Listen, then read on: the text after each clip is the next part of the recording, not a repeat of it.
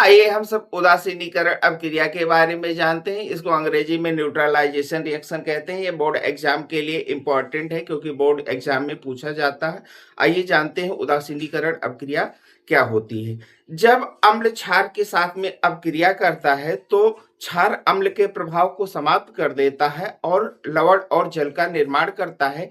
इस अवक्रिया को ही उदासीनीकरण अवक्रिया कहा जाता है। एक बार हम फिर से उदासीनीकरण अवक्रिया की परिभाषा बताते हैं।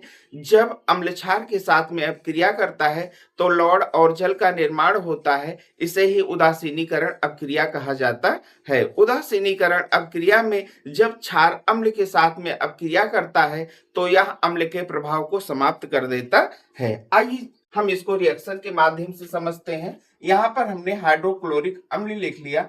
इसकी अवक्रिया हमने क्षार के साथ में करवा दी। किस क्षार के साथ में? मैग्नीशियम हाइड्रोक्साइड के साथ में इसकी हमने अवक्रिया करवा दी। इसको मैग्नीशियम हाइड्रोक्साइड को हम सब मिल्क ऑफ मैग्नीशिया भी कहते हैं। जब इसके साथ में इसकी अवक्रिया हुई तो हमारा मैग्नीशियम क्लोराइड बन गया, जिसको हम लवण कहते हैं, और हमारा जल बन गया, H2O बन गया। आइए इस रासायनिक समीकरण को बैलेंस कर लेते हैं। यहाँ क्लोरीन का एक परमाणु है और यहाँ पर 2 है, तो हम यहाँ पर हाइड्रोक्लोरिक अम्ल के आगे हमने 2 लगा दिया।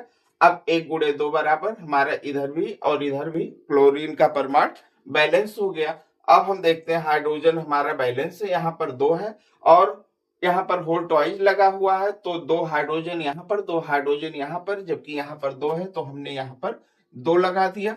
ऑक्सीजन हमारी अपने आप बैलेंस हो गई यहाँ पर 2 लगाने से, और मैग्नीशियम का हमारा एक परमाणु इधर है, एक परमाणु इधर है, मतलब ये हमारी रासायनिक समीकरण बैलेंस है। आइए हम सब जानते हैं कि मैग्नीशिया मिल्क ऑफ मैग्नीशिया जो है इसका हमारे जीवन में क्या उपयोग है। कभी कभी हम सब जब कुछ गरिष्ठ भोजन कर लेते हैं या कुछ उल्टा सीधा खा लेते हैं तो हमारे पेट में दर्द होता है, खट्टी डकार आती है, अपच की समस्या उत्पन्न हो जाती है।